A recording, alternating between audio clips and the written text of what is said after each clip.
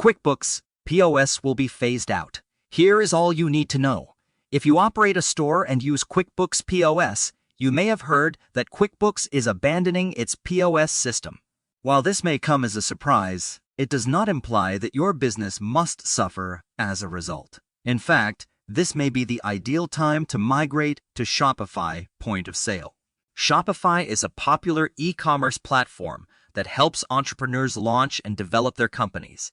Shopify, as opposed to QuickBooks POS, was created exclusively for businesses who sell things online and in-store. This implies that Shopify has capabilities and benefits that QuickBooks Point of Sale simply does not have. Click the link below to speak with a specialist about if switching is the best option for you. Here are a few reasons why you should use Shopify POS. 1. Shopify provides a single platform for in-store and online sales. 2. Shopify POS is accessible on iOS and Android smartphones. 3. With Shopify, you can manage inventory levels across all channels in real time, online, brick and mortar, etc. 4. Shopify makes it simple to take payments from your customers' smartphones. 5.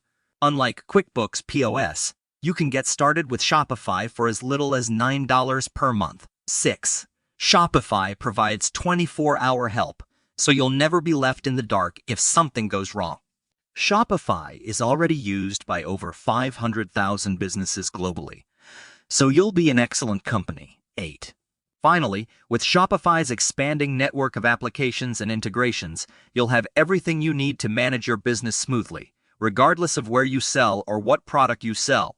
Don't put it off any longer. Move to Shopify right away. You won't be sorry. QuickBooks POS is being phased out, so don't worry.